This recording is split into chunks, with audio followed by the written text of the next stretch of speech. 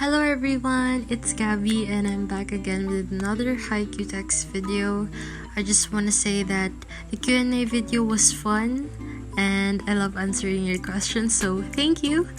Just for a heads up, my next videos will be really interesting, so don't forget to be updated for my upcoming uploads. I don't want to make the intro long, but I hope you have your tissues ready and enjoy the show. Warning. There will be a little spoiler from the Haikyuu manga, and that includes their occupation and age. There will be using of foul words in this video, so if you find it uncomfortable, please don't watch this. Don't forget to like and subscribe for clear skin and a healthy mind. I also post some fanfic recommendations and a review for that specific fanfic. So subscribe and check my community tab. I don't own the characters, music and art that is used in this video, they all belong to their rightful owners. All rights reserved. Boyfriends responding to "What would you do if I die?"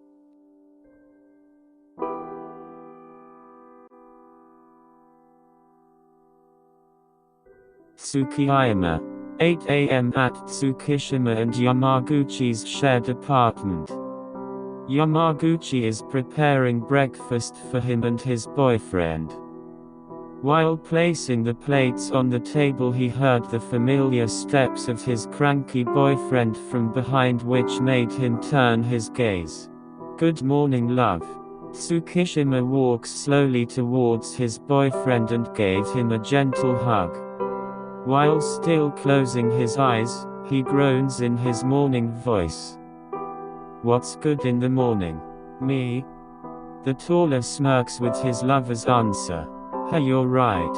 Yes, I am." Yamaguchi cupped his face and gave him a peck on the lips. "Now let's eat so we can get ready." After breakfast, while Tsuki does the dishes, Yamaguchi starts preparing for his job. He works for Kei's volleyball league on the company side, though they might be in the same company. Being a pro and office worker are two different things, so they don't see each other at work often. While Yamaguchi preps his things, he suddenly came across to a familiar book in his drawer. He picked it up and stares at it to remember when he read that. "Oh, this is my favorite book." This was tragic though. The other character's death was so sudden and painful. I guess people really die suddenly. Yamaguchi places back the book where it's more appropriate and goes to his boyfriend to say that he's going to work now.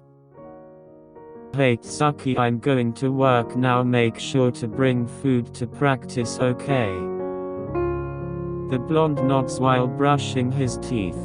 "And just a random question, what would you do if I die?" "Huh?" Tsukishima glares at him with confusion.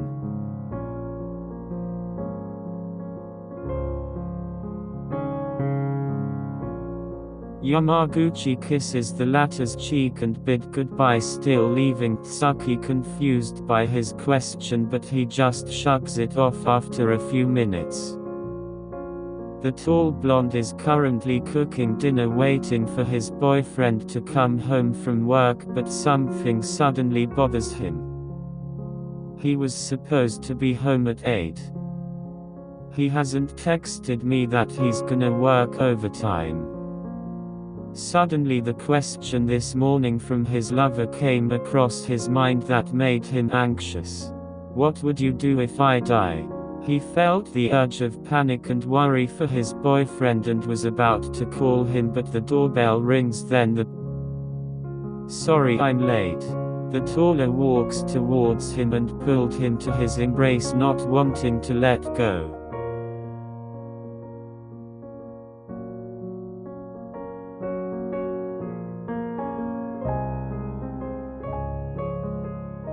Yamaguchi hears faint sniffles. It might sound cringy when other people say this, but I can't see myself living without you. Yamaguchi's eyes slightly widens in realization. I just can't. He rubs the latter's back. Shh. I'm not gonna leave you. I'm healthy and I don't plan to die early because I'm gonna be with you always. Still on each other's embrace, Tsuki mumbles. If you're gonna be late, don't forget to text me because I'm worried, okay? Yeah, sorry about that. I love you. Yamaguchi kisses the latter's neck softly. Ushiten. The couple had a busy day and the only time they spend their couple time together is bedtime. They're both cuddling on their soft bed while talking and gossiping about how their day went. Usually they both have equal shares in talking, but right now Tendao is the more energetic one and he notices that his boyfriend is getting drowsy. Hey Wakatoshi-kun, you should sleep, you look tired. The ace shakes his head. Why? I want to hear about your day. Tendao can't help but smile from those words. So here's what happened.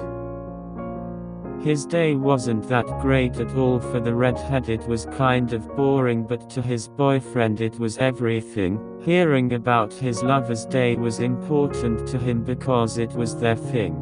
Love, are you asleep now? No, not yet. Tendao tightens his embrace on Ashijima. What would you do if I die? The former middle blocker burrows his head on the latter's neck. There was a minute of silence. I wouldn't let that happen. But people die, Ushi. I know, but I would do anything to protect you. Because if I lose you, everything doesn't matter anymore. I would give up anything just to see you alive beside me. I wanna keep on holding you. So don't say that you'll die because I couldn't bear it. Tendao lifts his head to look up his boyfriend and he notices the tears running down his lover's cheek.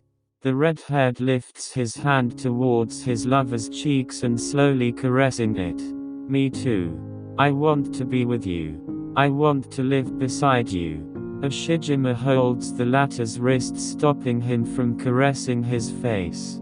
He just looked at his boyfriend so dearly. No, they look at each other with so much love and affection. And that's all that matters. Kagehina. The couple had a fight and it was a serious one. As usual there was shouting, but the only thing different about it was the harsh words they threw each other. They were hurting each other and the only thing they could do is cry while arguing, and in the end they just got tired and fell on the ground still next to each other. No one walked out, they're just sitting and holding their knees tightly, giving each other the silence as a space for them to cool down. Kagehina went in silence for hours, not until Hinata starts to speak. You know, normal couples tend to walk away when they fight.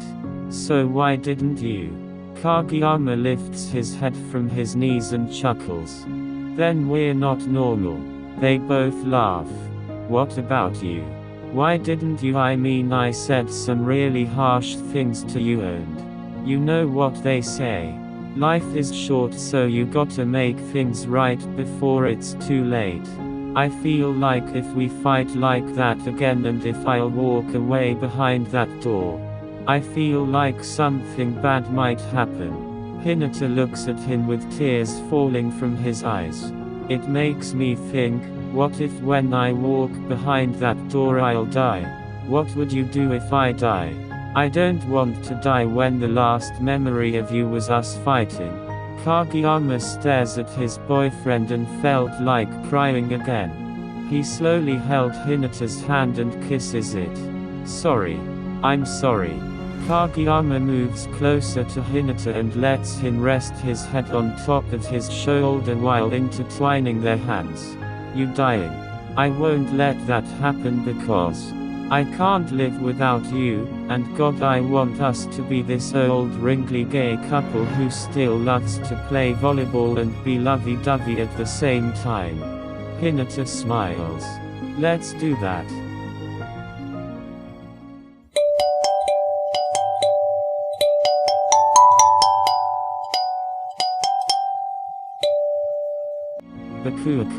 Bakuto was spacing out a lot these past few days, which worries Akashi, so since it's his boyfriend's day off from practice, he invites him to stay on their cozy couch and watch a movie.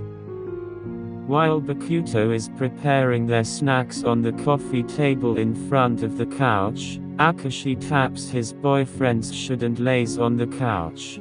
Bakuto turns around to see his boyfriend with arms open, signaling him to cuddle. The ace giggles and goes to Akashi's embrace. You gonna tell me everything now? Everything what? You've been spacing out these past few days. Tell me what's wrong. You know you can talk to me, right? Bakuto sighs and they both sat up, still holding each other's hands. The older then looks at the TV to avoid Akashi's gaze. Akashi, what if I die? What would you do? The former setter's eyes widens. Then he realizes something. That Bakuto had a health examination last week. Does that mean? Akashi can't help but to cry while staring at his lover. Bakuto heard his sniffles, which made him look at his boyfriend. Akashi, why are you crying? Are you leaving me? Are you sick? You're not gonna die, right? If you die, I'll break, so please don't. You promised me. Bakuto gently pulls Akashi's head onto his chest. I'm okay. I won't die. I'm not sick. That promise still stays on forever, you hear me? Then why'd you ask that? When I was in the hospital for our medical exam, there was a couple there. They just got the news that the operation wasn't successful and her boyfriend died. Looking at her crying and hurting made me think about how I don't want to ever see you like that.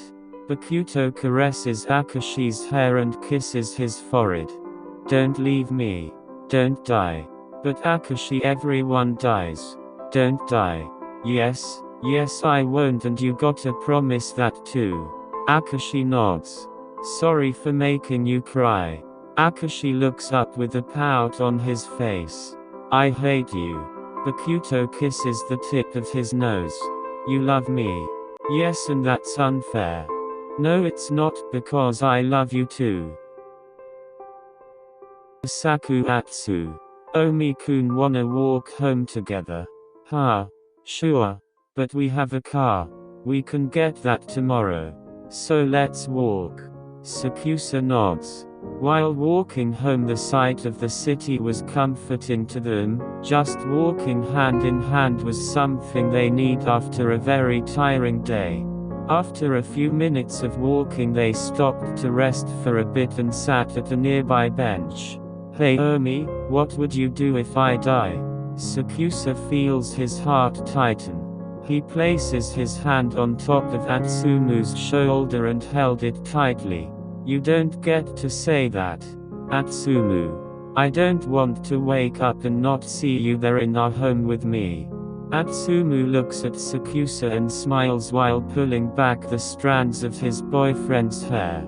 I'm going to be with you till my last breath, Omi. I won't leave.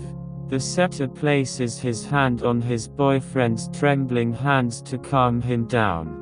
I may not be a perfect person to be beside you, but I'm gonna do it because I love you. No, for me you're the right person to be with me. You told me that you love me, so take responsibility for it. Don't leave me.